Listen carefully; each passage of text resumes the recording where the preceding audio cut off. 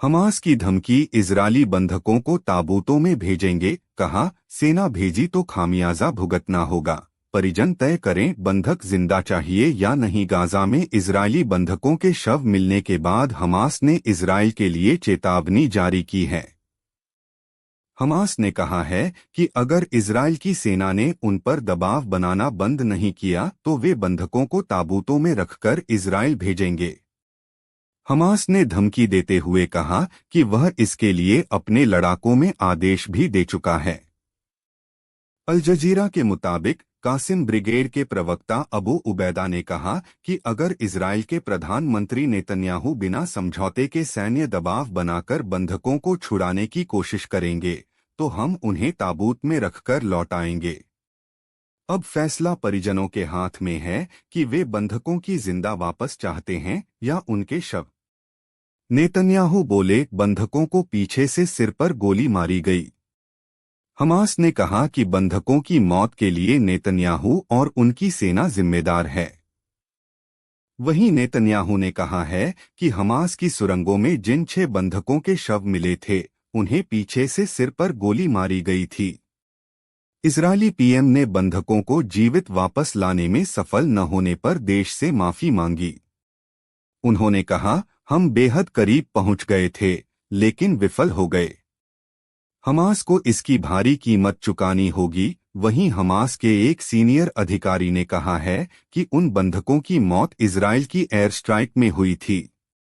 वहीं अमेरिकी राष्ट्रपति जो बाइडेन ने कहा है कि नेतन्याहू बंधकों को छुड़वाने के लिए पर्याप्त कोशिश नहीं कर रहे हैं।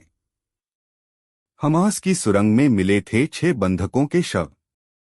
दरअसल 31 अगस्त को इजरायल को गाजा में हमास की सुरंगों में 6 बंधकों के शव मिले थे। इजरायली सेना आईडीएफ ने बताया था कि सैनिकों के वहां पहुंचने से कुछ देर पहले ही हमास ने इन बंधकों को बर्बरता के साथ मार डाला।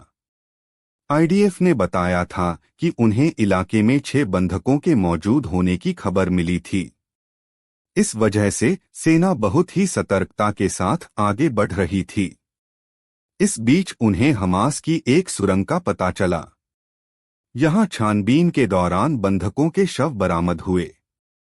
हमास ने इजरायल के कुल 251 नागरिकों को बंधक बनाया था। इनमें से 97 अब भी हमास की कैद में हैं। 105 बंधकों को पिछले साल नवंबर में हुए सीज़फायर में रिहा कर दिया गया था। वहीं करीब 33 लोगों की मौत हो चुकी है। इजरायल में हुआ 11 महीने का सबसे बड़ा प्रदर्शन। वहीं बंधकों के शव मिलने के बाद 1 सितंबर को इजरायल में गुस्सा भड़क उठा। अलग अलग शहरों में करीब 5 लाख लोगों ने प्रदर्शन किया। टाइम्स ऑफ इजरायल की रिपोर्ट के मुताबिक राजधानी तेल अवीव में 3 लाख से ज्यादा और दूसरे शहरों में 2 लाख से ज्यादा लोग जुटे। प्रदर्शनकारियों ने मारे गए 6 बंधकों के शवों के प्रतीक के तौर पर 6 ताबूत रखे थे। प्रदर्शनकारी प्रधानमंत्री नेतन्याहू और उनकी सरकार पर बंधकों की रिहाई के लिए ठोस कदम नहीं उठाने का आरोप लगा रहे थे। उनका कहना था, नेतन्याहू अगर जंग रोकने का समझौता कर लेते तो बंधकों को छुड़ाया जा सकता था। नेतन्याहू राजनीतिक वजहों से समझौता करना नहीं चाहते।